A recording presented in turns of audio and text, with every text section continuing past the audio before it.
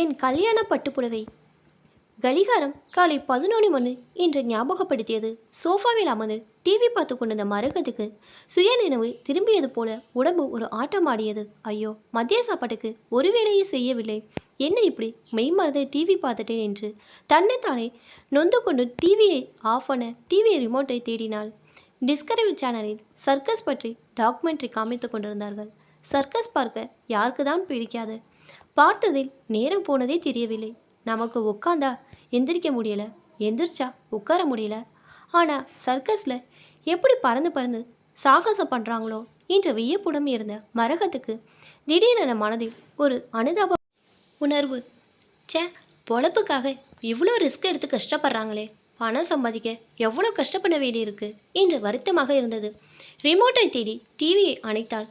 பக்கத்து வீட்டு ரேடியோவில் இன்னாருக்கு இன்னார் என எழுதி வைத்தானே தேவன் நன்று என அவள் ஒரு தொடர்கதை படப்பாடலை எஸ்பிபி பாடிக்கொண்டிருந்தார். மரகதுக்கு உடனே இன்னாருக்கு இன்ன வேலை என்று எழுதி வைத்தானே தேவன் நன்று என மாற்றி பாடத் தோன்றியது. இந்த ஜென்மத்தில் நாம் எந்த விதமான வேலை செய்து சம்பாதிக்க வேண்டும் என்பது கடவுள் எழுதி வைத்த விஷயம் என்று அவளுக்கு தோன்றியது. அனுதாபத்தில் இருந்து அவள் மனதில் கலைவிறக்கம் குடிக்கொண்டது. கடவுள் விரித்தபடிதான் நடக்கும், இல்லாட்டி நல்லா படிச்சுட்டு உபயோகம் இல்லாமல் இப்படி சமைச்சு கூட்டுற வேலையை செஞ்சுட்டு இருப்பேனா? வீட்டுக்காரருக்கு செஞ்சேன், இப்போ பிள்ளைக்கு செஞ்சுட்டு இருக்கேன், எனக்கு விதித்த வேலை இதுதான் என்று நொந்தபடி சமையலருக்கு செல்ல தொடங்கினாள். அம்மா போஸ்ட் என்று சத்தத்துடன் ஒரு போஸ்ட் கார்டு உள்ளே வந்து விழுந்தது. மரகதத்திற்கு பயங்கர அதிர்ச்சி. போஸ்ட் வந்து எவ்வளோ நாளாச்சு என்று ஆர்வத்துடன் போஸ்ட் கார்டை எடுத்தாள். அட, நம்ம பட்டு சேலக்காரர் மாரியப்பன் கார்டு. தீபாவளி வருதுல, மறக்காம மனுஷன் கார்டு போடுறான் என்று கார்டை படிக்க ஆரம்பித்தாள். அன்புடையர் வணக்கம். குடும்பத்தார் அனைவரின் பரிபூர்ண நலம் வேண்டி இன்று இறைவனை பிரார்த்தித்து கொண்டிருக்கும் உங்கள் நலம் விரும்பி மாரியப்பன் எழுதி கொள்வது. இந்த வருடம் தீபாவளிக்கு பல புதிய வகையான பட்டுப்புடவைகள் வந்துள்ளன. வரும் வியாழக்கிழமை உங்கள் வீட்டுக்கு வர உங்கள் அனுமதி கேட்டு எழுதியுள்ளேன். உங்கள் ஆதரவுக்கு நன்றி. இப்படிக்கு மாரியப்பன், பட்டுப்புடவை வியாபாரி, திருபுவனம். மரகதுக்கு பழைய நினைவுகள் திரும்பின. எத்தனை வருடமாக இந்த மாரியப்பன் அவளுக்கு புடவை வியாபாரம் செய்து கொண்டிருக்கான். அவள் சிறு பிள்ளையால் இருக்கும்போது அவனோட அப்பா வருவார். அதற்கு பின் மாரியப்பன், அவனுக்கு இவள் வயதுதான் இருக்கும். சின்னவனாய் இருக்கும்போது அவன் அப்பா அவனை அழைத்து வருவார். அவர் பக்கத்தில் அமர்ந்து எல்லாரையும் பார்த்து கொண்டே இருப்பான். எதுவும் பேச மாட்டான். பேரை கேட்டால் பேர் சொல்வான். ஸ்கூலுக்கு போகலையான்னு கேட்டால் பதில் சொல்ல மாட்டான். மரியாதையான உறவு. வயது ஏறினாலும் அவனது நடவடிக்கை மிகவும் ஒழுக்கமாக இருக்கும். அவனது அப்பா வணிகம் அவனுக்கு சுலோபமாக இருந்தது. என் கல்யாண பட்டுப்புடவை எல்லாம் அவர்களது தான். அவனது கல்யாணத்திற்கு நான் என் வீட்டுக்காரோடு போய்விட்டு வந்தேன். புடவையை கொடுத்து விட்டு போய் விடுவான். பணம் நாங்கள் தவணையாக முன்பு மணியார்டர் செய்வோம். இப்பொழுது அவனது பேங்க் அக்கௌண்ட்டில் போட்டுவிட்டு ஃபோன் செய்து விடுவோம். ஃபோன் என்றவுடன் தான் அவளுக்கு ஞாபகம் வந்தது. இவன் ஏன் இன்னும் கார்டு போகிறான்? ஃபோனில் பேசிட்டு வரலாம்ல, இந்த தடவை அவன் வரட்டும், கேட்கலாம் என்று நினைத்தபடி சமையலுக்குள் நுழைந்தார். கடிகாரம் இரவு 7 மணி என்று ஞாபகப்படுத்தியது. டிவி முன்பு அமர்ந்திருந்த மரகத்திற்கு சுயநினைவு வந்தது. 7 மணியாச்சு. இனி பிள்ளையும் வீட்டுக்காரன் ஒவ்வொருத்தர வருவார்கள். எல்லாத்தையும் தயார் பண்ணணும் என்று பெருமூச்சுடன் டிவியை அணைத்தாள். மரகத்திற்கு டிவி என்பது ஒரு துணை. அதன் ஒளி அவளுடன் யாரோ பேசிக்கொண்டிருப்பது போல் ஒரு உணர்வை ஏற்படுத்தி கொண்டே இருக்கும். டிவி பார்ப்பது போல இருக்குமே ஒளிய மரகத்தின் நினைவு டிவியில் இருக்காது. பல நேரம் அப்படியே உறங்கி விடுவாள். மரகத்திற்கு ஒரே ஒரு பெண் பிள்ளை, பெயர் விமலா. மிகச் செல்லமாக வளர்த்து வருகிறாள். கடிகார மணி 9 ஞாபகப்படுத்தியது. டைனிங் ரூமில் பெண்ணுக்கும் வீட்டுக்காரருக்கும் உணவு பரிமாறிக்கொண்டே, என்னங்க மாரியப்பன் கார்டு அனுப்பியிருக்கிறான், வர வியாழக்கிழமை வரானாம்.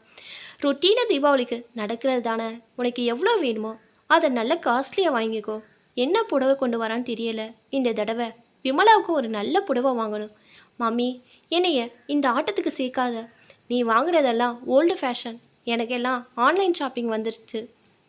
புது ட்ரெண்ட் புடவையெல்லாம் ஆன்லைன்லேயே ஆர்டர் பண்ணலாம். நான் அதில் பார்த்து வாங்கிடுவேன். நீ உன்னோட பர்ச்சேஸை மட்டும் பார்த்துக்க என்றாள். போடி, அவன் புடவை மாதிரி வருமா?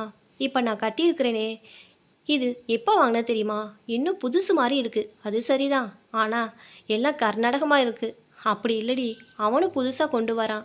நான் தான் வாங்குறதில்ல. இந்த தடவை அவன் வரும்போது கூட இரு, கம்பல் பண்ணாதம்மா, நான் ஆல்ரெடி புக் பண்ணிட்டேன் என்று புலம்ப ஆரம்பித்தாள். என் வீட்டுக்காரர் எனக்கு ஆதரவாக, Vimala, we don't compel you, ஒரு தடவை நீயும் அவன் என்னதான் கொண்டு வரான்னு பாரு. He is our old friend also. ஓகேப்பா, வியாழன் ஈவினிங் தானே, சீக்கிரம் வந்துடுறேன் ஸ்வீட் மாமி என்று கொஞ்சியபடி ஓடிவிட்டாள். சொன்னபடி வியாழக்கிழமை மதியமே வந்துவிட்டாள். அவள் வீட்டில் இருந்தால் வீடே சத்தமாக இருக்கும். ஒரே பாட்டும் ஆட்டம் தான். அண்ணன் தங்கு என்ன உறவுகளுடன் வளர்ந்தவன் நான். பாவம் இவன் ஒத்தையாக வளர்றதே.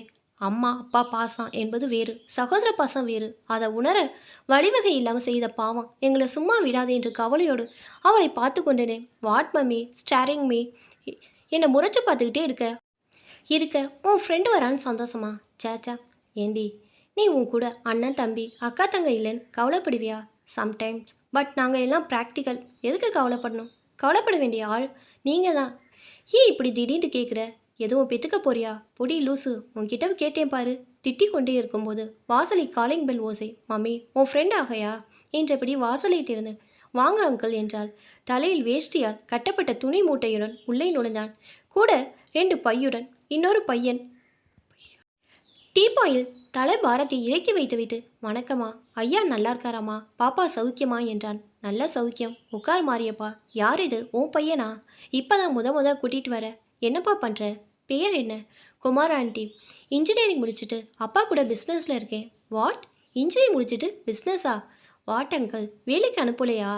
படிப்பையே வேஸ்ட் பண்ணுறீங்க என்று புரிய ஆரம்பித்தாள் விமலா. என்னை கோபிச்சுக்காத பாப்பா, நான் பல தடவை சொல்லிட்டேன், அவன் கேட்க மாட்டான். நீ வேணா சொல்லு என்று கூறிவிட்டு, அம்மா இந்த தடவை உங்களை காட்டிலும் பொண்ணுக்கு பிடிச்ச மாதிரி தான் புடவை கொண்டு வந்திருக்கிறேன் என்று மூட்டையை அவளுக்கு ஆரம்பித்தான். அங்கிள் எனக்கு நியூ ட்ரெண்டு தான் வேணும்.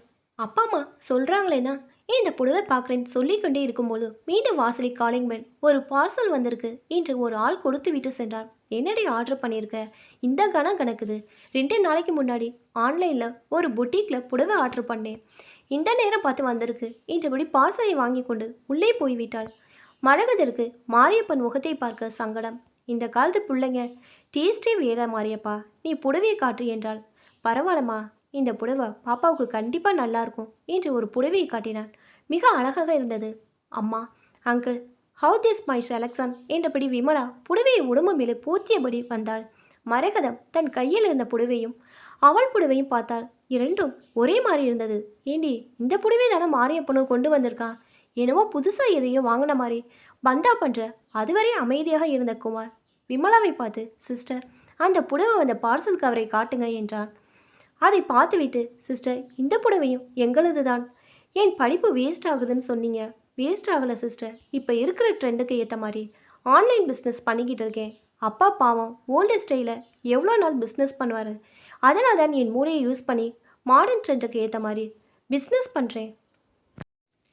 அப்பாவோட கஸ்டமர் கிட்டரியெல்லாம் என் ஆன்லைன் பிஸ்னஸ் பற்றி சொல்லி சப்போர்ட் பண்ணுங்கன்னு ரெக்வஸ்ட் பண்ணதான் அவர் கூட வந்தேன். எப்படி இருக்குது புடவை? To you like it? உங்கள் ஃப்ரெண்ட்ஸ் கிட்ட எல்லாம் ரெக்கமெண்ட் பண்ணுங்க என்றாள். சூப்பர் குமார், கிரேட் என்றாள் விமலா. அடுத்த தலைமுறை வணிக உறவு மலர ஆரம்பித்து விட்டது என்ற திருப்தி மரகதம் மற்றும் மாரியப்பன் முகத்தில் தெரிந்தது. இப்போதான் என்னோட சேனல் ஃபஸ்ட் டைம் பார்க்குறீங்கன்னா சப்ஸ்கிரைப் பண்ணிக்கங்க. பக்கத்தில் இருக்க பெல் ஐக்கனை ப்ரெஸ் பண்ணிக்கங்க. அப்போ தான் நான் ஒவ்வொரு தடவை வீடியோ போடும்போதும் உங்களுக்கு நோட்டிஃபிகேஷன் வரும். தேங்க்ஸ் ஃபார் வாட்சிங்.